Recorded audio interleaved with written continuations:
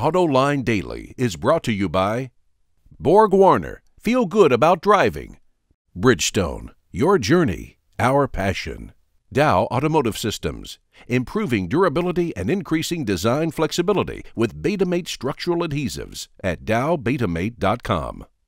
And by the 2013 Hyundai Sonata. Learn more at HyundaiSonata.com. Welcome to a brand new week of AutoLine Daily. We're glad that you make us a part of your day. But now let's get to some of the latest news in the global automotive industry. Sales in the American market posted a strong month in February. According to Wards, nearly 1.2 million vehicles were sold, an 8% increase as measured on a daily selling rate basis. The seasonally adjusted rate hit 15.4 million, and that's up a million from a year ago. In fact, if not for harsh winter weather in a lot of the United States, sales might have even been higher. Ford and General Motors gained the most market share for the month, largely thanks to strong pickup truck sales. Daimler, Subaru, and Audi also posted solid gains. Toyota, Chrysler, and Mitsubishi were up slightly. Porsche and Jaguar Land Rover were virtually unchanged. 6 automakers lost a fraction of a share for the month, and that includes Hyundai, BMW, VW, Volvo, Suzuki, and Mazda. But 3 automakers posted noticeable market share declines: Kia, Honda, and Nissan. In fact, Nissan lost nearly a full point of share. Clearly, these numbers always fluctuate from month to month, but market share gains and losses are one of the best ways to measure how an automaker is doing in the marketplace. Speaking of new car sales last month, it's becoming apparent that Japanese automakers are still facing a very tough time in China. Toyota saw its sales drop 45% last month. It's all about the deteriorating relations between China and Japan over who should own some islands in the South China Sea. We don't have the sales results from other Japanese automakers yet, but if Toyota is struggling, it's highly likely the others are too. Of course, when sales aren't going well, it always helps to come up with clever gimmicks that will bring customers into the showroom. Take Kia's new K9 luxury sedan, for example. Sales are miserable. They're bumping along at less than 500 units a month in South Korea. Kia tried adding features on the top-level model. They dropped the price of the mid-level version, but that didn't work. So now it's offering a chauffeur. You get your own driver all day for up to 3 times during the first 3 years of ownership. Owners also get free pickup and delivery and free service, including oil changes and new air and gas filters, amongst other things, up to 8 times during the same 3-year period. I, for one, cannot wait to see if it works. And then when sales don't pan out, sometimes you just have to pack up and regroup. Coda, the EV startup company, is in trouble. According to LA Observed, it closed its showroom in Los Angeles, but in a bit of a surprising twist, that store is going to reopen as a Tesla dealership. Coda's EVs are based on 2-generation-old Mitsubishi Lancers and cost just over $37,000.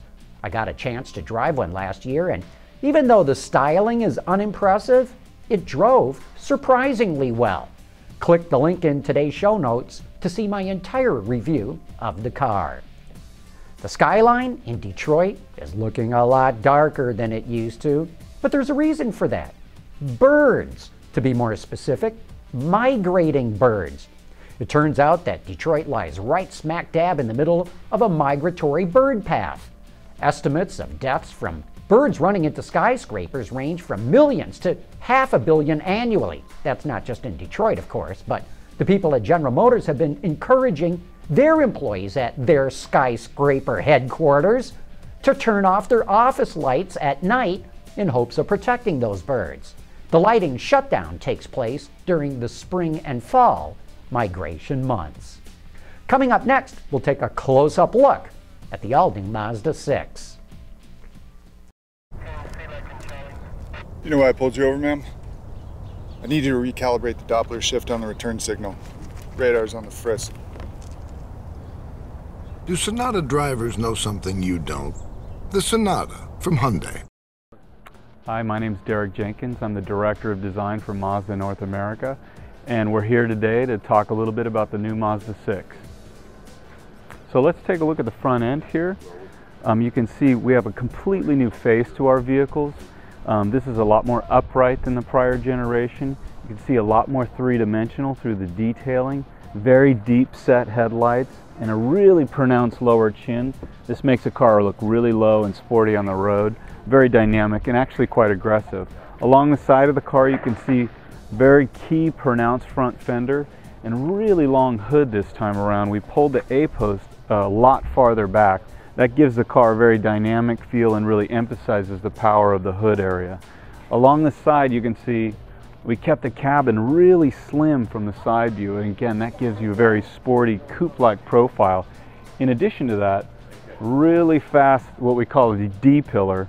We pulled this really far back and pulled this part forward, giving this a very short rear deck, and again that kind of emphasizes this coupe profile. You can see here with the taillights, very horizontal and very three-dimensional through these types of trim elements.